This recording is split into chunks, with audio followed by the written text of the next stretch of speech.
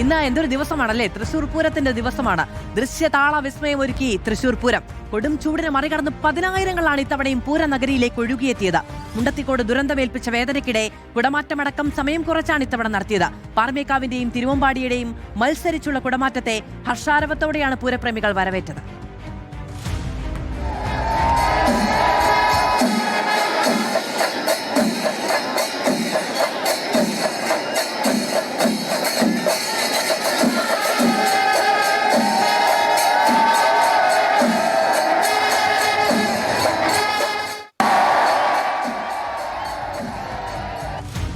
അർജുൻ മട്ടന്നൂർ വിവരങ്ങളുമായി ചേരുകയാണ്. അർജുൻ, പൂരവിളംബരം മുതൽ ഇങ്ങോട്ട് ഒട്ടും എന്തെങ്കിലും തരത്തിലുള്ള ഒരു പൂരപ്രമിയുടെ പ്രതീക്ഷയ്ക്ക് കോട്ടം വരുന്ന ഒന്നും അവിടെ നിന്ന് കാണാനുണ്ടായിരുന്നില്ല.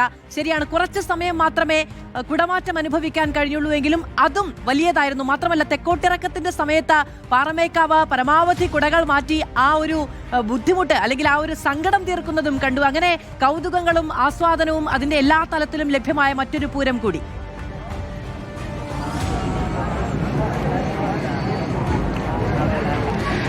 തീർച്ചയായും അത് അങ്ങനെ തന്നെയാണ്. ഈ വെടിക്കെട്ട് അപകടത്തിന്റെ പശ്ചാത്തലത്തിൽ ആഡംബരം കുറച്ചെങ്കിൽ പോലും അതോടൊപ്പം തന്നെ കൊടും ചൂടാണ്. പക്ഷേ അതൊന്നും വകവെക്കാതെ അതിനെല്ലാം അവഗണിച്ചുകൊണ്ട് പതിനായിരങ്ങളാണ് പൂരനഗരിയിലേക്ക് ഒഴുകിയെത്തിയത്. രാവിലെ മുതൽ തന്നെ നമ്മൾ കാണുന്നതാണ് നിരവധി ആളുകൾ ഇത്തരത്തിൽ ഈ പൂരനഗരിയിലേക്ക്, പ്രത്യേകിച്ച് തേക്കിൻകാട് മൈതാനത്തേക്ക് ഒഴുകിയെത്തുകയായിരുന്നു.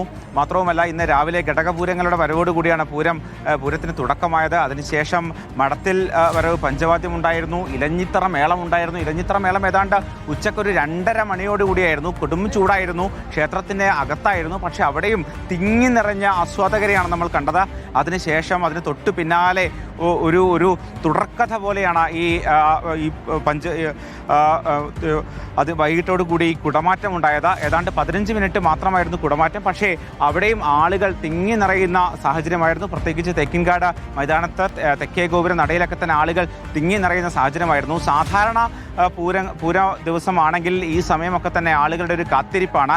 നാളെ പുലർച്ചെയുള്ള വെടിക്കെട്ടിന് വേണ്ടിയുള്ള കാത്തിരിപ്പാണ്. പക്ഷേ ഇത്തവണ ആ ദുരന്തത്തിൻ്റെ പശ്ചാത്തലത്തിൽ വെടിക്കെട്ട് ഒഴിവാക്കിയിട്ടുണ്ട്. പക്ഷേ ആളുകൾ ഇപ്പോഴും ഒഴുകിയെത്തുകയാണ്. നമുക്ക് ദൃശ്യങ്ങൾ കാണാം. ഈ തേക്കിൻകാട് മൈതാനവും അതോടൊപ്പം തന്നെ സ്വരാജ് റൗണ്ടിലൊക്കെ തന്നെ നിരവധി ആളുകളാണ്. പ്രത്യേകിച്ച് ഈ തെക്കേ ഗോപുര നടയിൽ നിന്ന് വന്ന ഒരു സെൽഫി എടുക്കുക, അതോടൊപ്പം തന്നെ ആളുകൾക്കൊപ്പം സന്തോഷം പങ്കുവെക്കുക. നമുക്ക് കാണാം അവിടെയൊക്കെ ആളുകൾ ഇപ്പോൾ പാട്ടൊക്കെ പാടി ആഘോഷിക്കുന്ന ഒരു സാഹചര്യമുണ്ട്. അങ്ങനെ കുറേ യുവാക്കളടക്കമുള്ള നിരവധി പേർ നേരത്തെ നിശ്ചയിച്ചത് പ്രകാരം പൂര ദിവസം ഇങ്ങോട്ടേക്ക് എത്തുന്നു. അവർ ഈ രാത്രി വൈകുവോളം ഇവിടെ നിന്ന് ആഘോഷിക്കുന്നു. അത്തരത്തിൽ ഒരേ സമയം ആചാരങ്ങളുടെയും ആഘോഷത്തിൻ്റെയും ഒരു കൂടിച്ചേരലുടെയും ഒക്കെ തന്നെ ഒരു സമ്മേളനമാണ് ഈ പൂരം എന്ന് തന്നെ പറയാം. അത്തരത്തിൽ ആളുകൾ ഇപ്പോഴും പൂരനഗരി വിട്ട് പോയിട്ടില്ല എന്നതാണ് യാഥാർത്ഥ്യം. നാളെ പകൽപൂരത്തിൻ്റെ ദിനമാണ്. നാളെ തിരുവമ്പാടി പാറമേക്കാവ് ദേവിമാർ എഴുന്നള്ളിപ്പോടുകൂടി വീണ്ടും ക്ഷേത്ര സന്നിധിയിലേക്ക് എത്തും. അവിടെ ശ്രീമൂലസ്ഥാനത്ത് ഈ ഇരു ദേവിമാരും ഉപചാരം ചൊല്ലി പിരിയുമ്പോഴാണ് പൂരത്തിന് ഔദ്യോഗികമായ സമാപനം ഉണ്ടാകുന്നത്. നാളെ ഉച്ചക്കായിരിക്കും ഉപചാരം ചൊല്ലി പിരിയുന്നത്. എന്തായാലും